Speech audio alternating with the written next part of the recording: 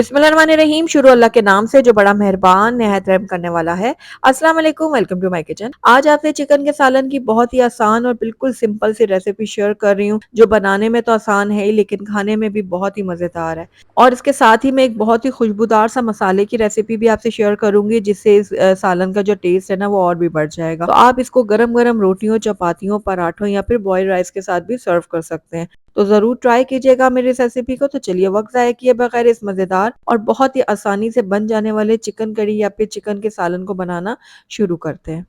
Chicken curry या फिर chicken के सालन को बनाने के लिए सबसे पहले मैंने यहाँ पर एक कढ़ाई ले ली है। इसके अंदर मैं ऐड करूंगी 3/4 कप घी। आप चाहे तो ऑयल का भी इस्तेमाल कर सकते हैं, लेकिन घी में ये जो सालन है ना बहुत ही टेस्टी बनने वाला है। इसके साथ ही यहाँ पर मैं प्याज ऐड करूंगी। तो मैंने यहाँ पर 3 दरमियाने साइज के प्याज है, जिनको बिल्कुल बारीक काट के इसके अंदर ऐड किया है। और आपने भी यही कोशिश करनी है कि प्याज को बिल्कुल बारीक कटा हुआ होना चाहिए, तभी आपका जो सालन है ना बिल्कुल स्मूथ बनेगा और उसमें प्याज नहीं तरेंगे।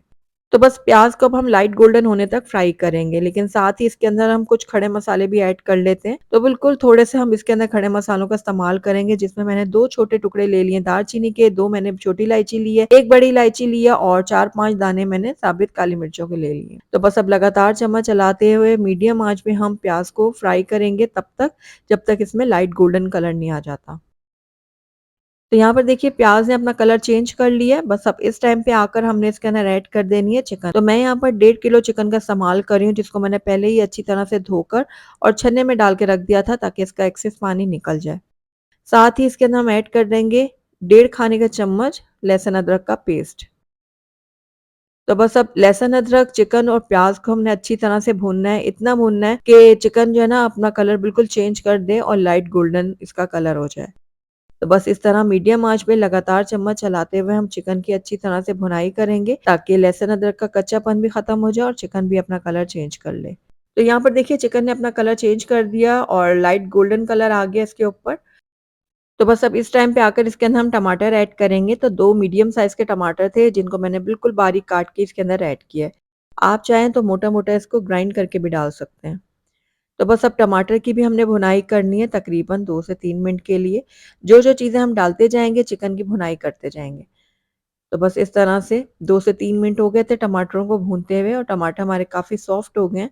तो बस अब इस टाइम पे आकर इसके अंदर हम ऐड कर देंगे कुछ सूखे मसाले। तो सूखे मसालों में मैंने 1 चाय का चम्मच यहाँ पर भुना हुआ कुटा हुआ ज़ीरा लिया है। नमक आप अपने टेस्ट के अकॉर्डिंग ले सकते हैं। आधा खाने का चम्मच मैंने देगी लाल मिर्चों का लिया और 1 चाय का चम्मच मैंने कश्मीरी लाल मिर्चों का पाउडर लिया है। इससे हमारे शोरबे में बहुत अच्छा कलर आएगा। 1 खाने का चम्मच मैंने धनिया पाउडर लिया और आधा चाय का चम्मच मैंने लिया है हल्दी पाउडर। तो बस अब इन सारे सूखे मसालों को हम डाल देंगे कढ़ाई के अंदर और इनकी भी हमने भुनाई करनी है। तो बस 2 मिनट के लिए हम सूखे मसालों को भी अच्छी तरह चिकन के साथ भून लेंगे, ताकि इनका कच्चापन भी ख़त्म हो जाए। तो लगातार चम्मच चलाते रहिएगा और इसको भूनते जाइएगा। तो यहाँ पर देखिए हमारे जो मसाले हैं ना सूखे, वो भी बहुत अच्छी तरह से पक चुके हैं, भुन चुके हैं। अब इस टाइम पे आकर इसके अंदर हम ऐड करेंगे दही।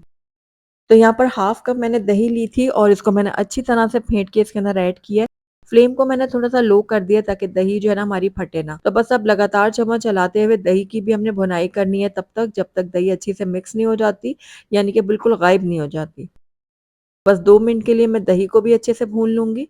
और यहाँ पे देखिए बहुत ही ज़बरदस्त सी हमारी चिकन करी का मसाला जो है ना वो रेडी हो गया है। ये देखिए, सारा मसाला अच्छे से गल चुका है। तो बस अब इस टाइम पे आकर इसके अंदर हम पानी ऐड करेंगे। तो जिस हिसाब से आपने शोरबा रखना है ना, उस हिसाब से पानी ऐड कर दीजिएगा। अगर आपको गाढ़ा शोरबा पसंद है तो आप कम पानी ऐड कर दें, लेकिन अगर आपको चावलों के साथ इसको सर्व करना है या आपको पतला पसंद है तो आप पानी थोड़ा-सा ज़्यादा ऐड कीजिएगा। मैंने यहाँ पर 1.5 ग्लास ऐड किया है। बस अब इस टाइम पे आकर इसके अंदर हम नमक चेक कर लेते हैं। नमक कम हो तो आप इस टाइम पे और ऐड कर सकते हैं। हरी मिर्चें साबित डालेंगे और उसके बाद इसको कवर करके मीडियम आँच पे इसको 7 से 8 मिनट के लिए पकने के लिए छोड़ देंगे। तब तक हम इसका एक ज़बरदस्त सा खुशबूदार सा मसाला तैयार करते हैं। तो यहाँ पर देखिए 3 अदद मैंने छोटी इलायचियाँ यहाँ पर ले लिया है, 1 मैंने जायफल का टुकड़ा ले लिया बिल्कुल छोटा-सा और यहाँ पर मैंने जावित्री के फूल ले लिए हैं और 1 चाय का चम्मच इसके अंदर जाएगा ज़ीरा, साबुत ज़ीरा है ये भुना हुआ। बस हम सारी चीज़ों को अच्छे से ग्राइंड कर लेंगे। तो यहाँ पर देखिए हमारा बहुत ही खुशबूदार मज़ेदार सा ये मसाला तैयार हो गया है। इसको एक तरफ रखते हैं, अब चलते हैं अपने चिकन के सालन की तरफ। तो यहाँ पर देखिए माशाल्लाह से बहुत ही ज़बरदस्त सी खुशबुएँ आ रही हैं और ये हमारा जो चिकन का सालन है ना बिल्कुल रेडी हो गया है। ये देखिए। बहुत ही परफेक्ट ये सालन बना है, तो बस आप आखिर में चूल्हा बंद कर देंगे और उसके बाद जो हमने ये मसाला तैयार किया है ना, इसका 1 चाय का चम्मच हम डालेंगे इसके ऊपर। तो ये देखिए इस तरह से फैलाते हुए डालेंगे। उसके बाद इसको कवर करेंगे, 5 मिनट के लिए इसको ऐसे रहने देंगे, उसके बाद इसकी फाइनल लुक मैं आपको check करवाऊँगी।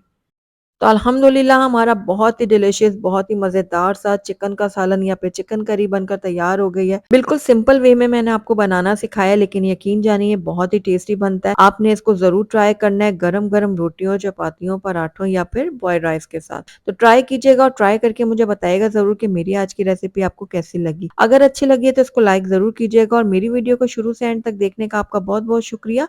Thank you for watching. अल्लाह हाफ़िज़।